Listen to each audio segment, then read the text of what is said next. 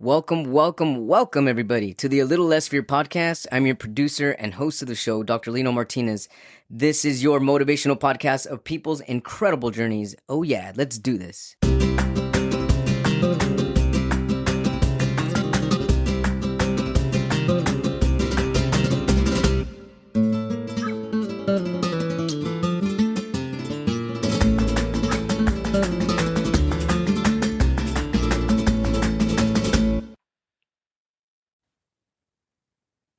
Welcome back, everybody, to the Little Less Fear podcast. Joining me today is Dr. Jeremy Thompson, all the way from Sydney, Australia, a family physician and author of Understand Your True Identity, Discover the Real You, and Enjoy Healthier Relationships.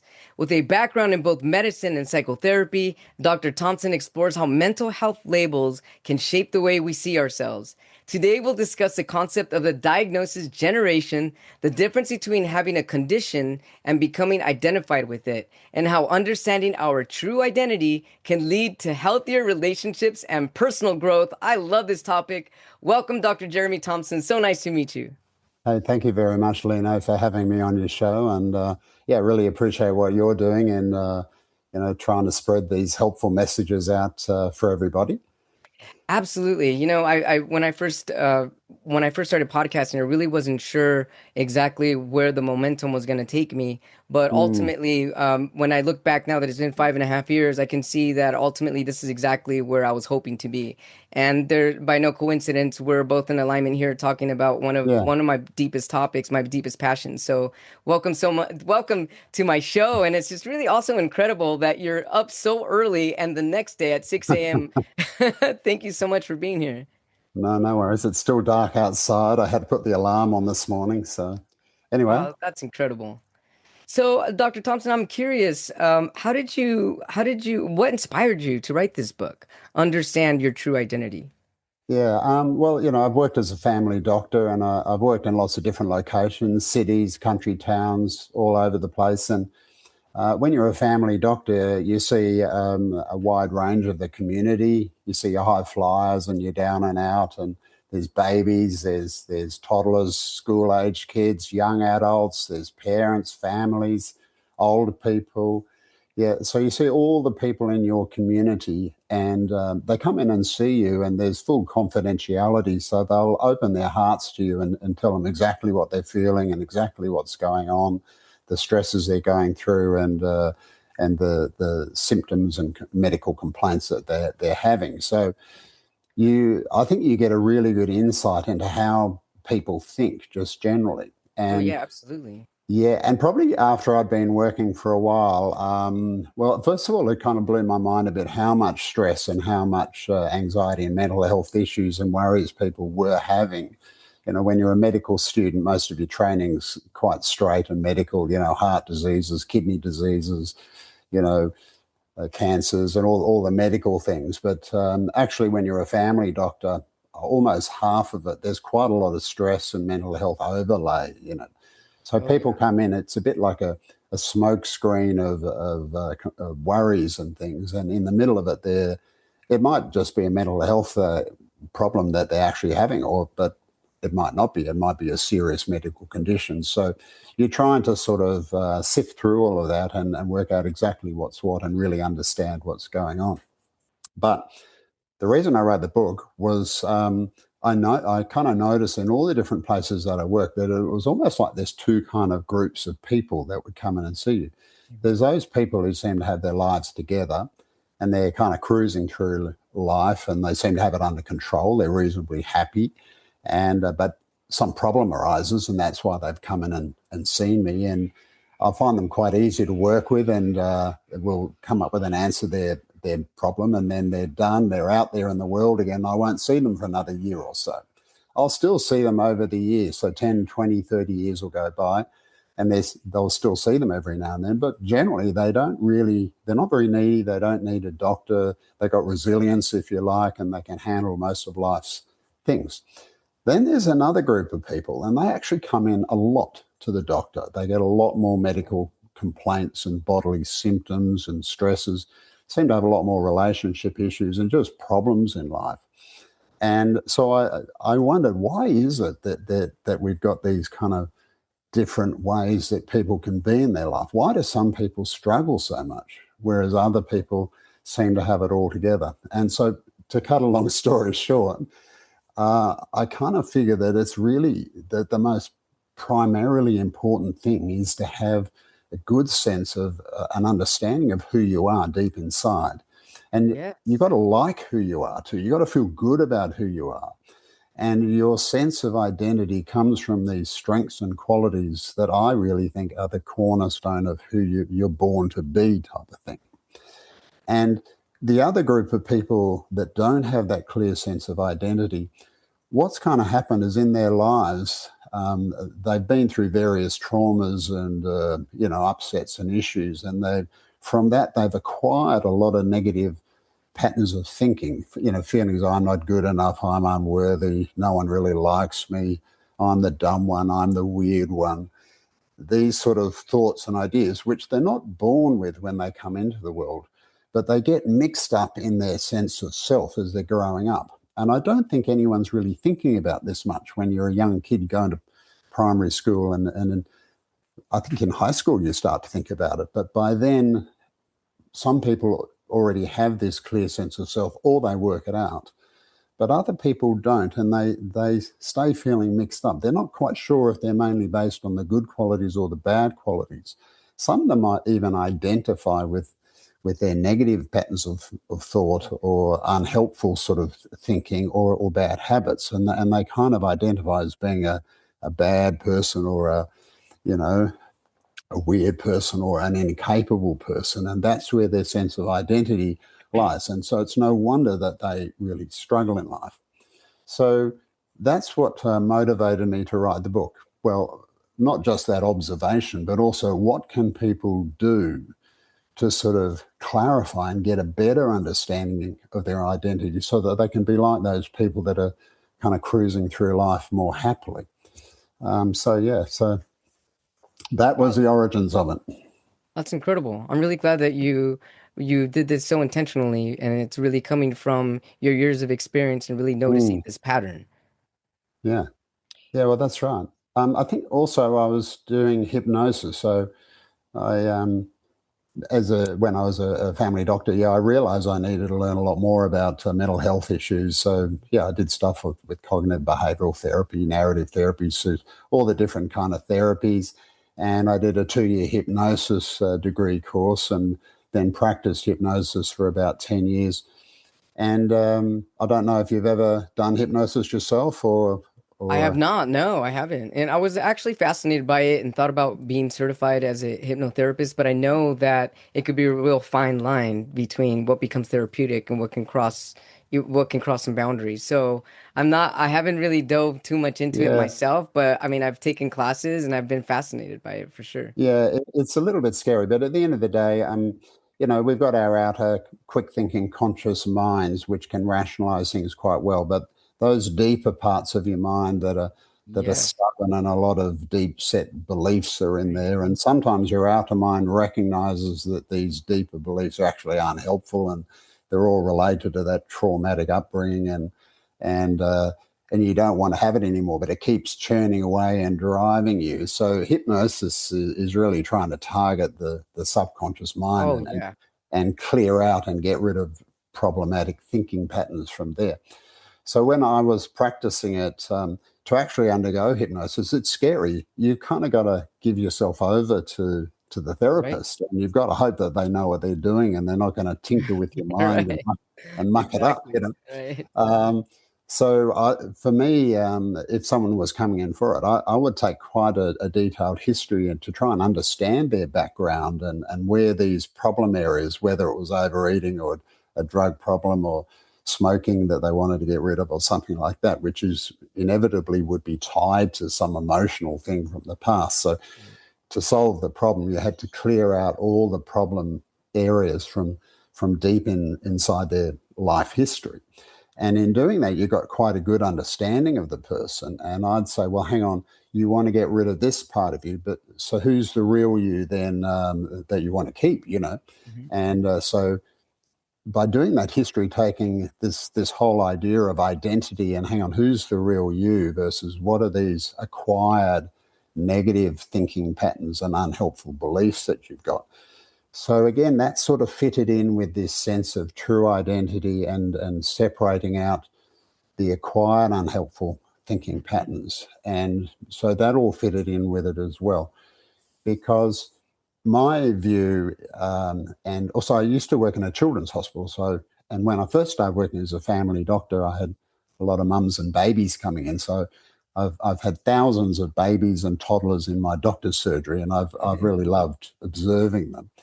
And now, and some people don't think I'm right on this, but my belief is that humans are born into the world, pure and perfect. They don't actually have any negative thoughts in their head. I'm sure of this, just from looking at them and observing how they are. Now, people will say, yeah, but kids can be really miserable, or that they fight and they do mean things or whatever. Okay, well, kids will be miserable. This is little babies and toddlers. If they're tired or they're hungry or there's something, or they're in pain, there's something wrong. But if there's nothing really wrong, they're actually quite happy and positive, quite energetic, very creative and imaginative, and got a lot of guts and energy, and they'll go forward in their lives. So I don't know if you can see my little circle up there. Can you see that? Yes, I can see that. Yeah. What that kind of represents your mind, and you can see I've got the smiley faces and the love hearts and a few pluses. So I think a kid, when they're born in the world, they're actually free of any negatives. There's no thoughts, for example, oh, I should do this or I should do that, or maybe mum Or I will like must, right? or I must. Exactly. There's just this positive stuff. They're beautiful. They don't know what their talents and natural inclinations will be as they grow older, but it's kind of there for them to discover. And so that's how I think everyone is in their core. And I think every person out there in the world, no matter how hard your life is, or what depths of depression you might be, there is a truth there that actually you were born without those bad feelings in you. And there's a core that's full of all sorts of abilities, half of which you probably won't have even discovered yet, but it's there. Does that, I'm not sure if you believe that. Absolutely. I absolutely believe that, because that's the same thing I've seen with children. And that's why children are so incredibly creative, and they have infinite possibilities in their mind.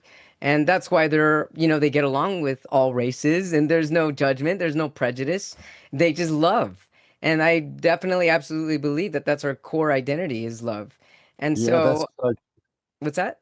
Oh yeah, no, I agree. And now I got grandkids, and it's beautiful when you see them all in a play school together. And as you say, you've got all these different races, and black people, white people, Asians, all the different races. They're all play together. They love each other's company. There's no prejudice. There's no nothing, and Right. that's all stuff that we learn. So Exactly. unfortunately, these beautiful little kids, they can't just go through life doing whatever they want, because there's rules in their family, there's rules in their society, and they end up getting into trouble. They want to crawl out onto the road, and so they get dragged back in, or whacked every now and then. Things happen, and they start to, unfortunately, often get the wrong idea. Oh, gee, I'm the naughty one. Gee, mum's always yelling at me, but she loves my big sister or my big brother more. Then they're always fine. They're the good one. I'm the bad one. And so on my little diagram, which started off with all these pluses and happy faces, unfortunately, a few minuses and unhappy faces start to merge into that kid's mindset as they're growing up.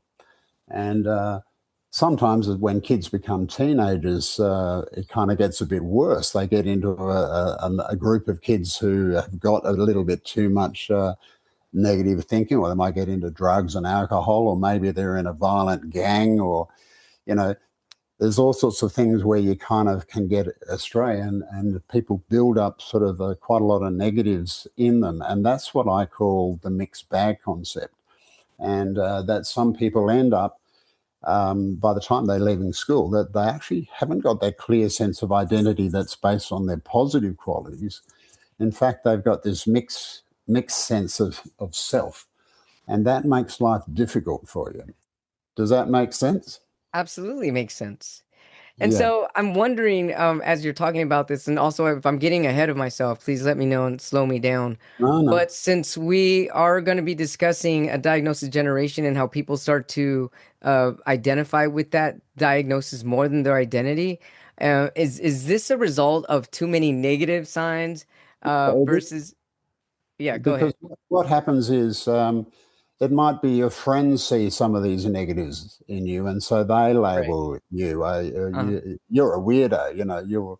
You're crazy. Oh man, you're stupid or something. So there might be simple labels like that. I mean, it's very common. People just think I'm the dumb one, I'm the stupid one. My sister's the smart one, I'm the dumb one.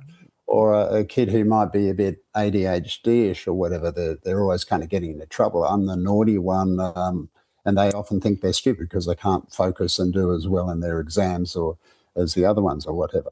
And then it's not just your friends and society that judge you and give you labels. It's the medical profession as well. So we'll, mum brings in their kid with these issues and so forth. Well, they end up getting a diagnosis and a label for those things. And part of the problem is our system, that the system needs these labels for funding. And so the more labels you've got, the better, actually, as far as the parents are concerned.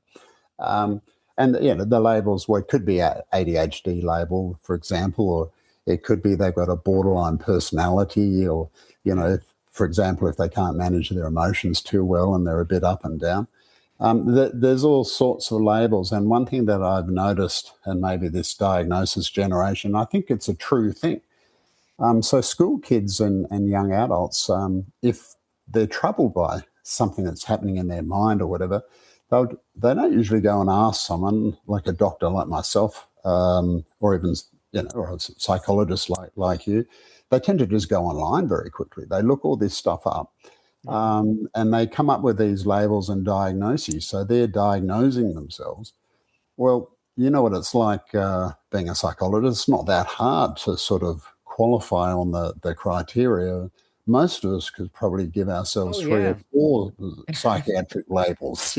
exactly. Um, so the problem is that these labels are these negative things that they're problematic, and you've just acquired them because life is tough, and many people have been through awful things, and quite bad traumatic things, or their parents are fighting all the time. There's violence in the house, or it's a tense, uncomfortable house. There's not enough love.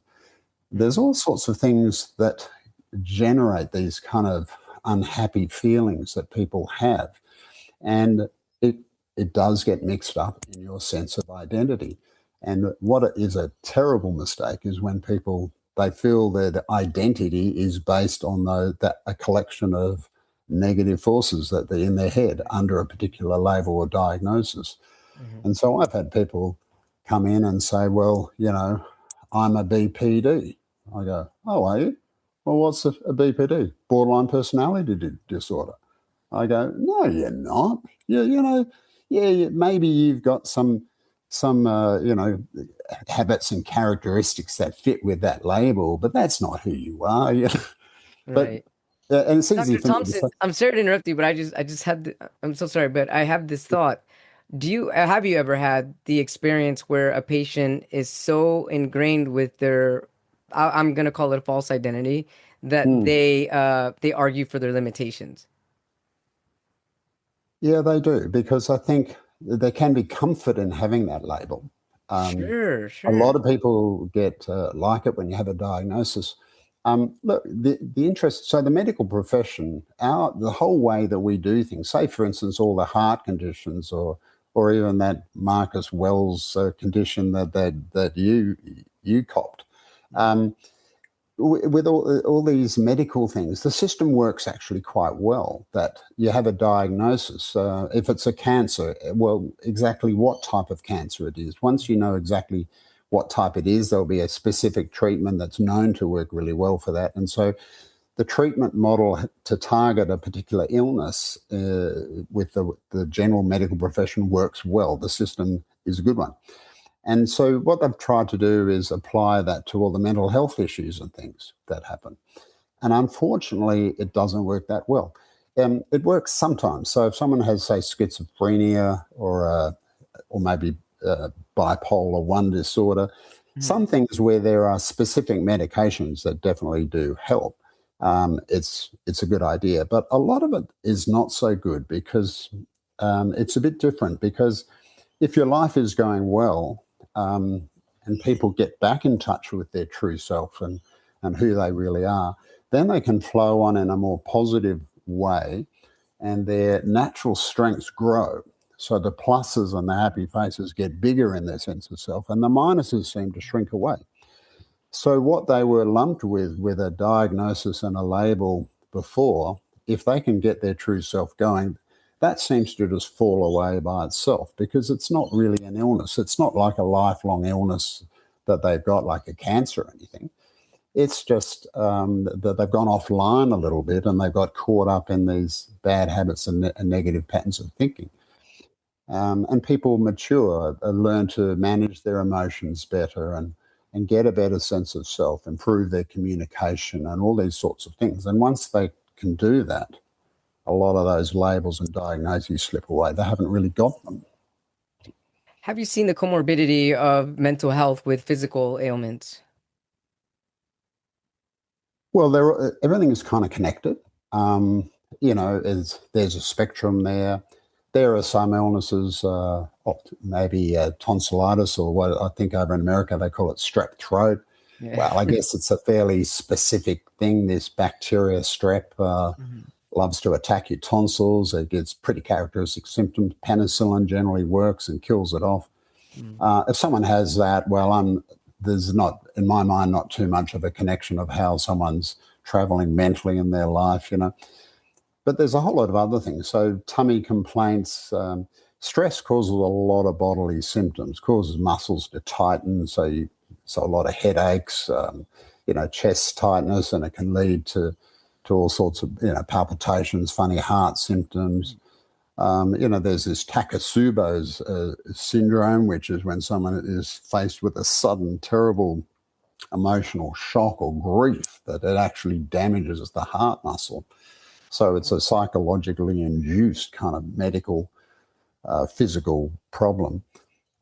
So the way I see it, there's a big spectrum of it, and And it's all sometimes interrelated. sometimes it's helpful to separate out. And some people, I had a guy the other day.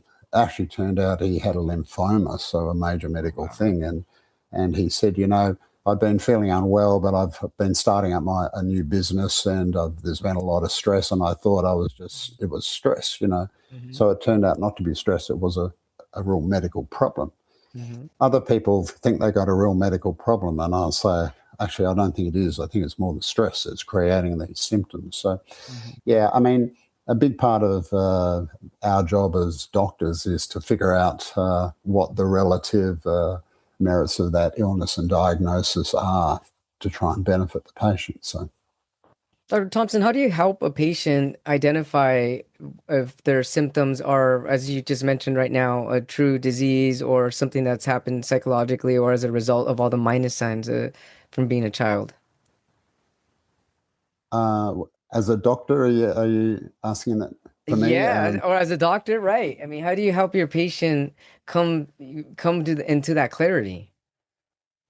Um, there's actually a lot of experience in it. I think when I was a young doctor, I didn't really know. I wasn't very good at it. And as you get older, you get better. I've seen so many patients with different symptoms that you get better at recognizing things that are probably more stress related than those things. I always think I've got a bit of a knack of sort of smelling a rat in there. So often there's a lot of stress and everything, but there are some specific little symptoms or features which, in my mind, trigger that there's actually something a little bit wrong, something medically wrong. Um, so yeah, but f- for me, there's the medical illnesses, but I'm mainly interested in people, to be honest. Like Right. when people come in and see me as a doctor, there's something that's troubling them, obviously, and I need to solve that. But I'm also interested in them as a person. Hey, how are you going?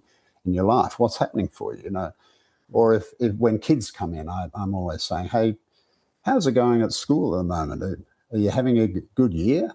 And hear what they say. And most of the time they say, oh, yeah, I'm having a good year. So I'll say, and what are you enjoying doing at the moment? What are your main interests there? What do you like? What subjects are you good at? Or what do you like doing, you know? Good. And Great. people come up with all sorts of different answers, you know. Yeah. Half of them just like playing at lunchtime and recess with the other kids, you know. But some of them, you know, like their music or their creative things or whatever. And you know, and I ask them, you know, how's your teacher this year? And most of the time they say, oh, I like my teacher. And then about 1 in 5 say, oh, I don't like her, you know, or him. And I go, what is it that you don't like about them? Oh, well, they're always angry and yelling at us. And that's just one little interesting thing. I think people don't like to be yelled at. They don't like to be, you know, spoken loudly to, and they don't like conflict, you know. Sure. Everyone wants to sort of be themselves and have a peaceful Right. life. And so, yeah, so with all the people that I'm seeing, I'm kind of interested in them as the person. Yeah, sure, they've got these medical illnesses or even psychological Hmm. illnesses, if you want to call them that, with the various labels. But to me, there's the real person that's behind all of that. And that's really what you're trying to help, is so that people can have a happy and a good life.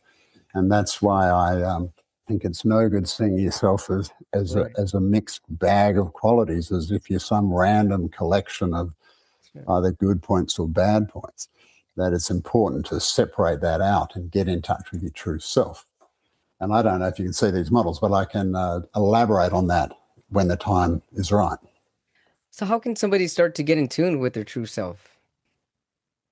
Yeah. Okay. So um, I think people, while as they might feel like they're kind of mixed up like that, they're not really like that. Mhm. So if forget about that diagram, I don't know. Can you see this here, or I can see it. is Yes. the camera right? Yeah. So if a better way to see yourself is that this is your true self, which is full of the positive qualities here, and that um, unfortunately, none of us are perfect. We've all got, you know, bad aspects to our character, or you know, little Sure. bad habits that we've carried along, and then sometimes we can Yeah. slip up. We might get a bit sulky and negative and down, or we might get a bit aggro and a bit nasty and call people names and things like that. But I think it's important to separate it out. You were born into the world with certain natural talents and abilities, and it's an ongoing journey as you discover different things that you like. And the negative forces, better to see them as something you've acquired, like you're carrying them around on your back. Mhm. Unfortunately, you never really get rid of them altogether, I don't think. But once, it's like going for a hike in the mountains. Once you kind of get used to that pack being on your back, you kind of forget that it's there after a while, and you're going ahead in a positive direction based on what your who your true self is and what it wants to do. Sure. You can get to know your true self in three ways. One is looking at your past and reevaluating your life. And sure, there was all these bad things that happened, but what were the good things? It's like I was saying with these kids at school. What were the subjects that you enjoyed, or what did you notice that you actually had a natural inclination towards? And there's a big wide area of things like that. So revisiting your past, that can be an exhaustive thing and a good thing to work through with a psychologist or someone, or even a good friend of yours, you know, or someone that you went to school with, or maybe one of your siblings. Um, but the big thing is looking at your day-to-day life from now on. You can almost forget about the past. Just have that sense of how you're feeling within yourself. So I just think I'll explain to people just in terms of a happy scale. So 10 out of 10's as happy as you could ever imagine being. 0, you're so low, life's not worth living. And I'll ask people, where are you feeling on that scale at the moment? Well, sometimes people say they're 2 out of 10, sometimes 5 out of 10, sometimes 8 out of 10, or even 9. So it's good to have that sense of where you're feeling. Now, if you were at a 5 out of 10, fairly average, And then suddenly you're doing something or talking to somebody, and then you suddenly notice a surge of positive inner energy, and you're getting quite excited about what you're doing. Now you're up at 8. You recognize, gee, I'm actually feeling 8 or 9 out of 10. Uh-huh. I'm getting a good feeling here, So when you get those moments, I think it's really important to tap into that and think, okay, there's something here that's right for me. What is it exactly that I'm doing? Just as an example, some people might really enjoy playing sport, for example. They say, I got this real high, I was playing sport. So I'll say, well, what exactly was the vital ingredient do you think that gave you that energy? Because it's kind of funny. With some people, it's, I was running and just the feeling of everything flowing and working, and it just gave me this. So it was just the physical movement or something. For other people, it's, I was just with my friends and we were all having a good time together, and I just thought how wonderful it was that we were all together having a good time. So there are different little things that I think give you clues as to your true self. There's many aspects of it.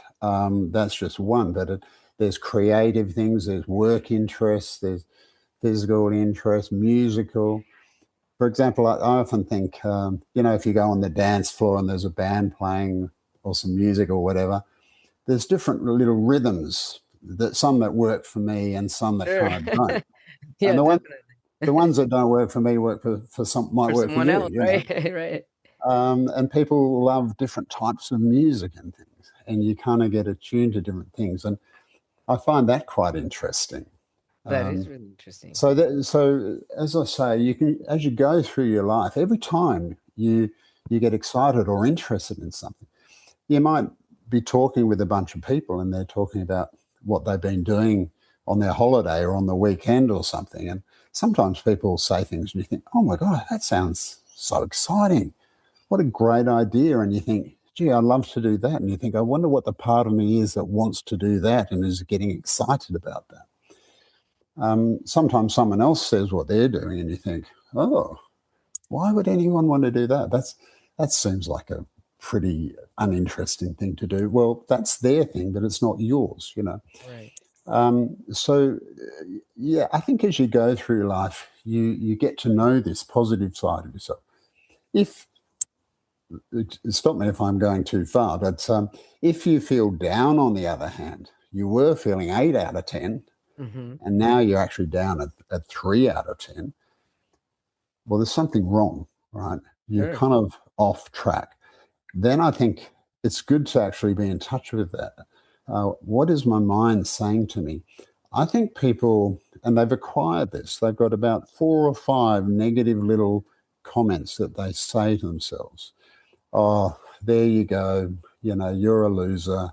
No one really likes you, or something like that. Right. Yeah. For example, I mean, people have these sort of thoughts in their head, and when they go down, those thoughts get quite strong, and they do come from these negative Negative. acquired Right. Yeah. thinking patterns or ideas or beliefs and feelings. And I think it's worthwhile to have a look at those. Where did they come from? Normally, when you think hard enough, you can. It's almost like, oh yeah, that's my dad's voice. He was saying, you're a loser or something. Right. If a kid grows up and someone's saying you're a loser long enough, after a while it gets stuck in your head and you think, yeah, I'm a loser. So even later on in your life, your dad's not there anymore, or your mum or whoever, the teacher, whoever Yeah, it but was, those thoughts still continue, huh? they've gone. The thoughts there, but instead of it being you're a loser, it's I'm a loser. And Mm. but so it helps. I like to get people to take a note of these sort of feelings and emotions and write it down and have one column for this is the real me, my true self, and the other one is my negative side. Mm-hmm. And so it's good for people to kind of journal and write down interesting things. But what I find people tend to do is they just write everything down, and then later on they get all these notes, but it's still a bit of a mess. Everything's all jumbled up and mixed up together. But I think if you're going to take notes, put it down in 2 columns. One column for the things that you recognise have given you a surge of positive energy, and one column for these negative thoughts and dialogues that you have in your head. because ultimately that helps you to get a sense of your true self. Your direction in life needs to come from your true self, who you're born to Oh, be. yeah, that's your inner There's, compass. and there's no reason why all those negative forces which got into your head from various other people who aren't you, there's no reason why they should be dominating your life. So what I absolutely love this. I love the diagrams that you drew. Thank you so much. I'm gonna try this myself, by the way. I just absolutely love this. Even though I have a pretty I feel that I'm self-aware, but I would love to be even more self-aware. But Mm, I love what you said as far as maybe a column or journal or maybe even circles, the way that you just showed a circle diagram. mm. And in one part of the journal, one part of your paper or your journal or your circle diagram, you can write your true self.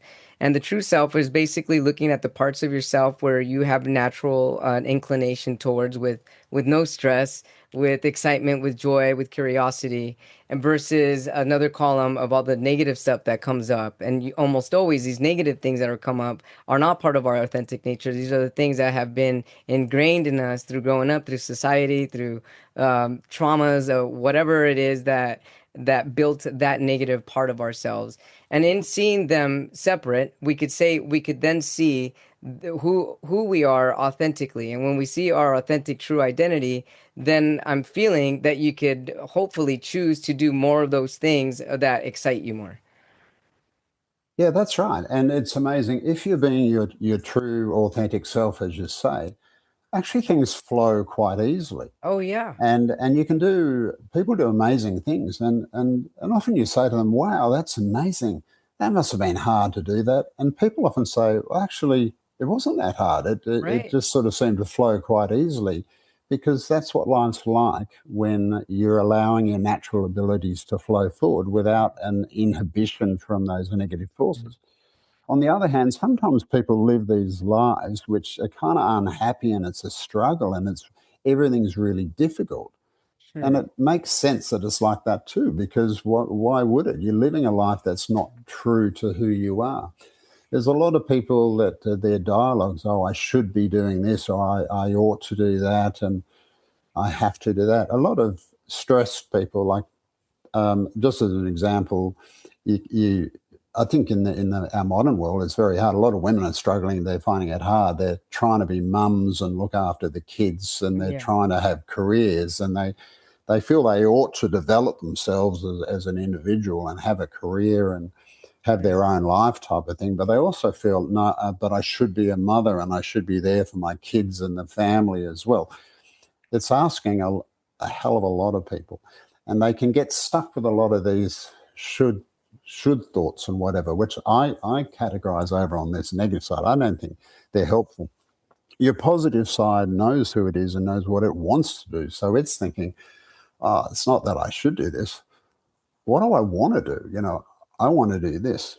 Now, there's different parts in our mind, of course. So, for instance, these mothers, there's a part of them that does want to develop their own career or life or personal direction. And there's a loving, caring part of them that really wants to look after those kids. Well, there's only 24 hours in a day, 7 days in a week. You can't Mhm. sort of do everything. And Right. so you kind of need to rationalize it. What are the parts of my true self want to do? And it's not that I should do anything. My parents aren't around. I'm a big girl now, or I'm a big boy now.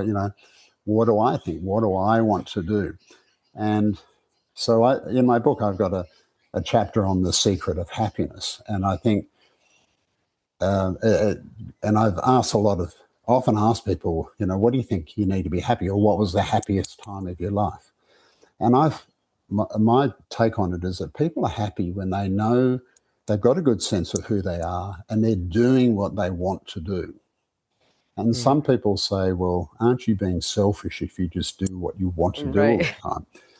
And I say no, because often what you want to do is nice, caring things for other people. Humans are naturally a caring species, like we've evolved as a kind of tribal species, looking after each other and sticking together and helping each other when someone's down. That's generally what we do. Right. And everyone loves to look after their children and their grandchildren. and spend time doing this. So what you want to do is not just what will give you some immediate pleasure, like, going down and lying on the beach or something. It's often I want to do things to help my kids or help these other people or help coach that footy team or whatever. So the secret of happiness is knowing all these different parts of you that make up your true self Hmm. and doing those things. Thinking about it's not good enough. Hey, it's maybe as an example, you getting up and getting this podcasting thing going. Hmm. A lot of people would think about doing that. You know what? I'd always like to do this. And maybe they'd be really good at it. But if you don't actually get up and do it, you won't get that happiness that comes from doing what feels right for you.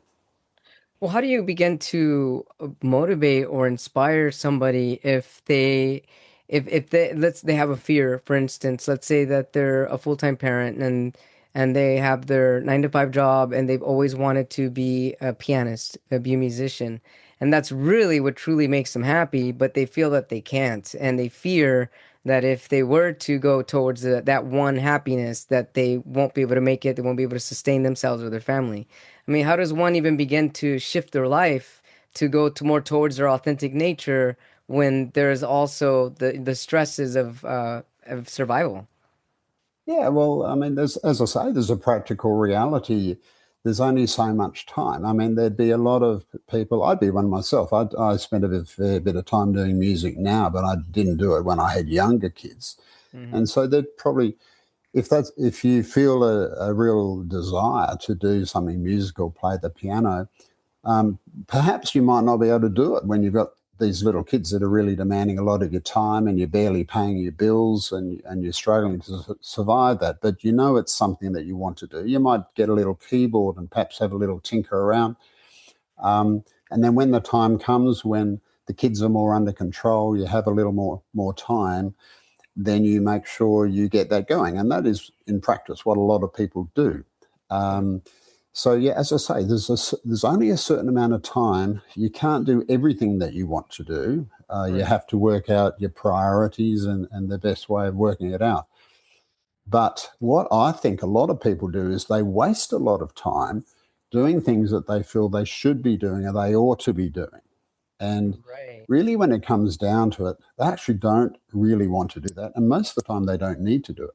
They're only doing it because the emotion of that voice is so strong, telling them, "Oh, you have to do it, or else, or else you're a bad person." And Hmm. so those sort of things need looking at and examining.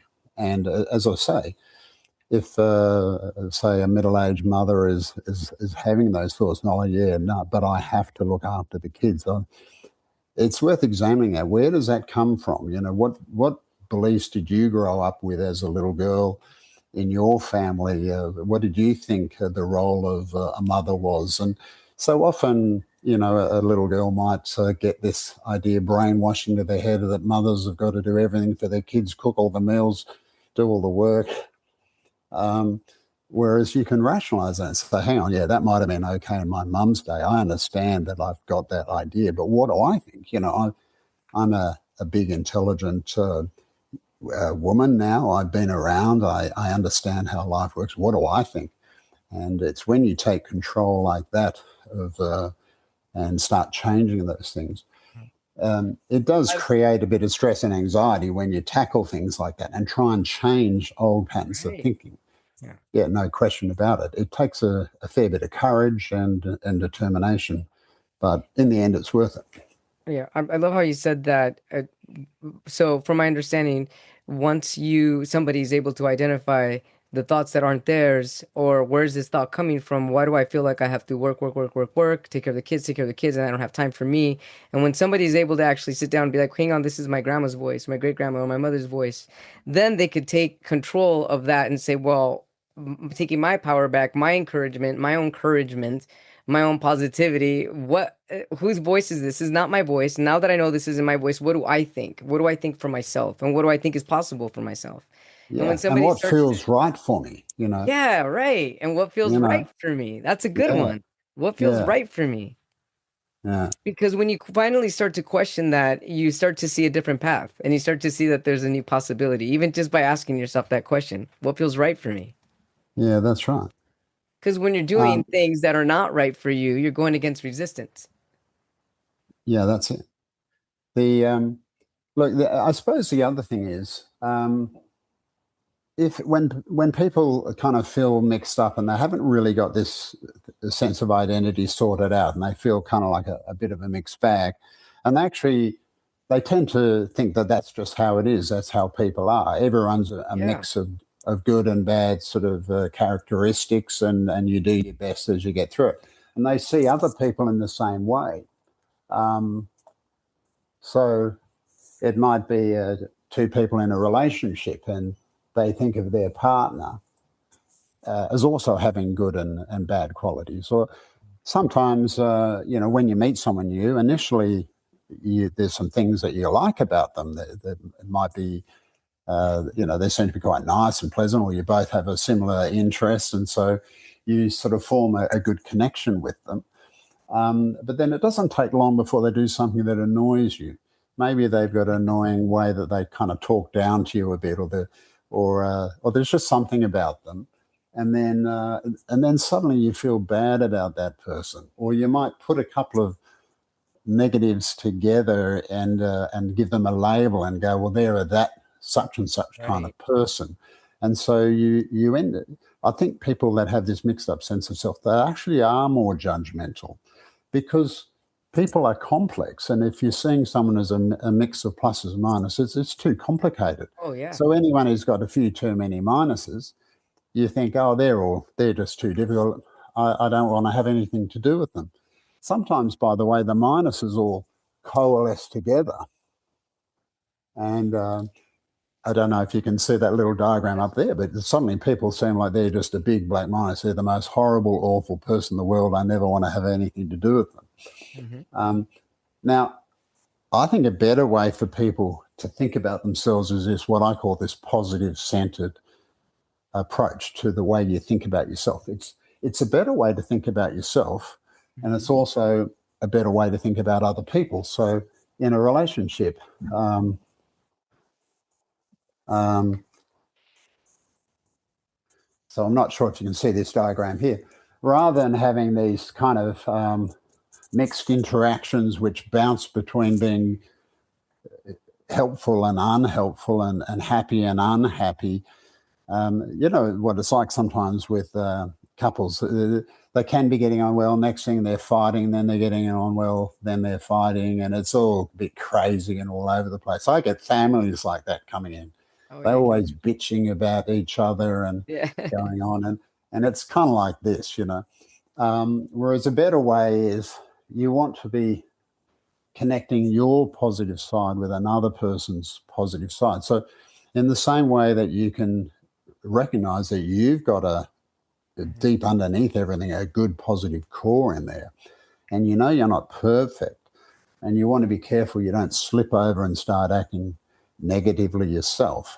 But if there's another person that you're seeing and they seem to be something that they're doing that you don't like, or you might feel they're being nasty to you or something like that, so they're dishing out some negativity towards you, well, your positive self needs to stand up for that, and not allow that to happen. But the important thing is you try and reconnect with the positive side to that other person. And the way forward in your communications with people is to not get caught up in negative stuff. But so, for example, say if you're feeling someone's being abusive to you, or they're pressuring you, or they're being nasty to you, you and I think both you and I, we have this idea of kind of spreading love, and why can't we have a happier, more Sure. peaceful world where everyone gets on together? Well, I think the reason is because there's too many mixed bags out there that are getting into fights, and they Oh, can't yeah. seem to find a way to do it. So the way to have better relationships is to separate out in yourself and in the way you see other people, separate out these negative, unpleasant things, connect with their positive side. And you say, hey, just a few minutes ago, we were getting on really well, but now I'm sensing a kind of a real tension in the air. What's Mhm. happening for you? Or is there something that's going on that you don't like? So Mhm. the way you ask the questions connects through their positive side to find out what's upsetting them.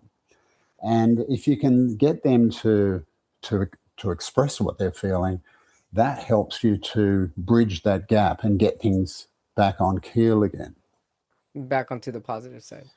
Yeah, yeah, and it's like say with communication. So people talk about assertive communication, which Sure. is basically telling people what you think and what you feel. Um, Sometimes people are quite aggressive in their communication. They're quite pushy and dominating, and there's a lot of it's true. There's a lot of workplace bullying. There's a lot of bullying in the schoolyard. There's a lot of stuff that's going on. How do Yeah. you handle it when someone is like that towards you and putting a lot of pressure on you? Well, I find a lot of people don't really know how to deal with aggressive communication. Um, It's but I think challenging. It's challenging, it's a especially challenge. if you can, especially if you've got a lot of empaths and they're really feeling the emotions of the other person. Sometimes people can feel the heart rate go up and they can feel it within themselves as well. So how to actually regulate your own emotions while you're feeling their emotions and stand your ground, as you're saying, or put a boundary up and know that you're still coming from a positive centered approach. That's actually challenging. Yeah, it is, and I notice myself when if someone attacks me, I can feel myself wanting to slip over to my sort of reactive negative side and attack them back or something, or maybe I'll sulk and go into my shell and think how awful they are and walk away feeling really miserable, you know. Yeah. But I think a better way is to sort of bounce it back on them and ask sort of questions. Hey, okay, so seems like something's upsetting you. What is it that's the issue here? So you know, trying to focus on the problem, but trying to access through their positive side there. So these models for that I've got here, I think they're good models that actually show people what you're trying to do and how you can work around these things in a positive way, rather than just walking away and bearing a grudge against that person and never wanting to see them again. Right. I think it's better to try and tackle those things pretty quickly and nip them in the bud, Oh yeah. and reframe it to sort of separate it out and get things back more on a more healthy method of communication. Absolutely love these tips. Thank you so much for your Mm. time and your energy here. So we're here with Dr. Jeremy Thompson and talking about his book Understand Your True Identity, Discover the Real You and Enjoy Healthier Relationships. How can our viewers or watchers and listeners find you or your book? Yeah, well, they can look up understandyourtrueidentity.com. Over in the States, hopefully they can find the book in a bookstore or ask them to order it in if it's not there. Um, yeah, it's yeah. There's quite a lot of stuff there. So as I say, it comes from a background of seeing all sorts of people. So anyone who's out there, there'll be something in it for everybody. And what we've been talking about today is just kind of the start of it and getting that basics right for how you think about yourself and other people. Originally, when I wrote the book, my original name was Peace in Yourself, Peace in Your Relationships, Peace in the World, I love that. which then people said, Jeremy, you don't know anything about world peace, so you better retract it back. So then I said, okay, Uh-oh. peace in yourself, peace in your relationships, peace in your community. Because I think, say in your family, it's no good if there's five people in your family and everyone feels a little mixed up and they're all bitching and fighting. You have an unhappy family. It's better to for each person in the families. They're all different individuals. They've all got a positive side, Mhm. and everyone needs to help each other. And when someone does something wrong, rather than getting angry at them or rousing on them or trying to punish them, better off trying to understand what was behind that. Why did that actually happen, and try and help each other. So, for example, so it's like spreading this whole way of thinking about things, or into your teams, or your organisations, or your workplace. You can have a good workplace where everyone does help each other. And Mhm. even though there's difficulties and things that go wrong, you try and help each other and help each individual to bring out their talents and bring them in there. So, and that's how you have a good workplace or a really good team. It could be a football team or something like that. Sometimes a new coach comes in, and Yeah. essentially this is what they do. They get everyone to bring out their talents put people in the right positions and have everyone with this positive thing. And then there's a huge surge of positive energy where everyone, even people that seem to be fairly ordinary players, have some little talent that then can express itself. So that's that's I what love I'm that. trying to do with this, and it's practical. It's not sort of it's not outlandishly difficult psychology that I'm doing. It's Right. not very complicated. So it Absolutely is. love this. I mean, Yeah, in a nutshell, bringing out the best in the individual, bringing out the best in yourself, and also bringing out the best in others.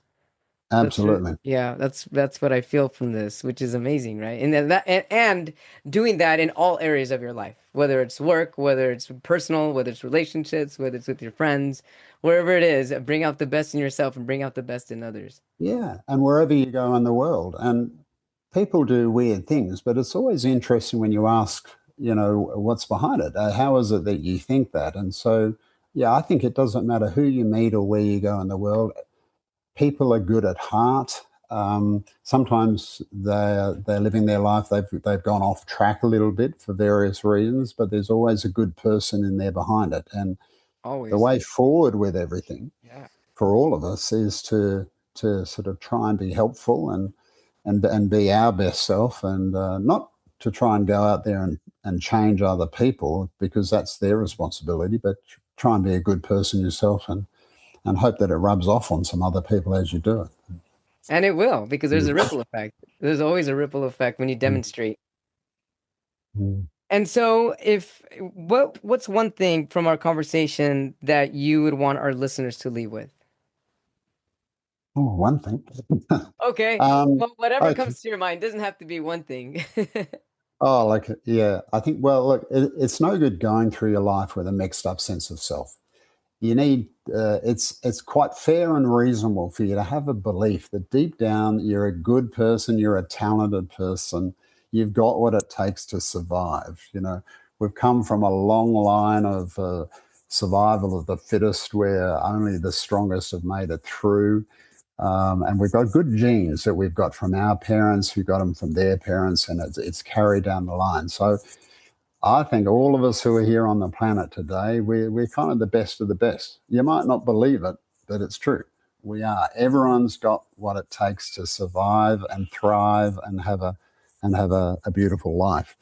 So even if you're feeling down, or life's a real struggle, you need to have faith that there's that inner side of you that has got the goods. And you've got to sift out those negative things that you've acquired, and gradually get more in touch with your true self. And that's where your direction in life comes from. Absolutely So, love that, Dr. Thompson. right. Thank you so much. So I'd like to share a poem that I wrote. So in reading all this and reading about you and really being Yeah, inspired, I wrote a poem here that inspired me. So here it goes, a short little poem. I'm looking forward to it. Thank you. In finding my true identity, I had to strip away thoughts that didn't belong to me. I had to reach in and pull out my heart from the shadows and expose my truth, that my true identity is love. And in that bareness, love covered me in a warm quilt, a quilt sewn from light, flowers, and grace. In finding my true identity, labels were laid down and tucked away, masks were hung to rest, and my heart became my treasure chest. And that's it. That's fan. No, that's fantastic. Thank you. You're fantastic. I wish I'd had that in the front of my book somewhere. Oh, goodness. Well, I'll email it to you. No, that's really, really good, and it's so in tune with what I'm talking about.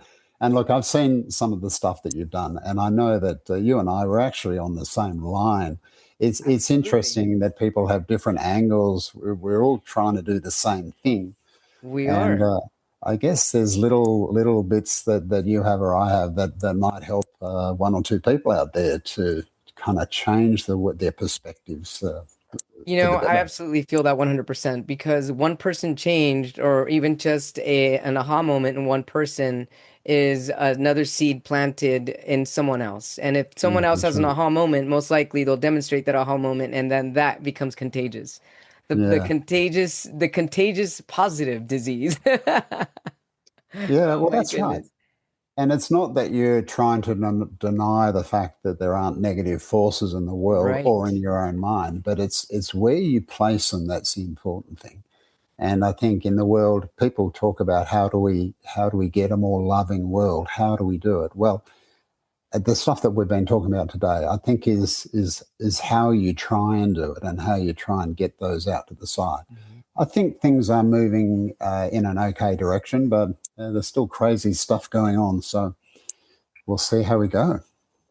I feel that there'll always be crazy stuff going on, but if we can continue with our divine discipline and really coming, as you mentioned, heart centered Mm. and just being coming from that heart space as much as possible, it's going to eventually create a major ripple effect and a major change for the Yeah, better. yeah, definitely.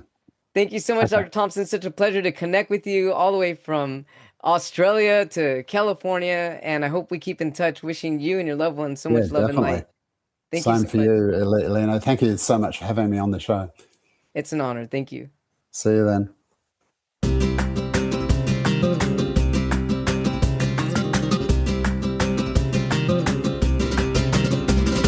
Thank you so much, everybody, for tuning in to A Little Less Fear podcast. If you haven't yet, hit that subscribe button. Tell your friends and your family about A Little Less Fear podcast. And if you are interested in being on my show, feel free to leave me an email at a little less fear at gmail.com. Or if you have any questions or comments and you also want to leave me an additional message, you can also do so from my website, leaving an inquiry at www.alittlelessfear.com. You can get a copy of my book on Amazon, Amazon Kindle, and Amazon Kindle Unlimited, also titled A Little Less Fear. And thank you so much, everybody. I really appreciate all the support. Leave me a review if you get a chance. I love to receive feedback, questions, and comments. And any way that I can be of support to you, please let me know. Thank you so much. I love you. Wishing you love, light, happiness, and many blessings your way.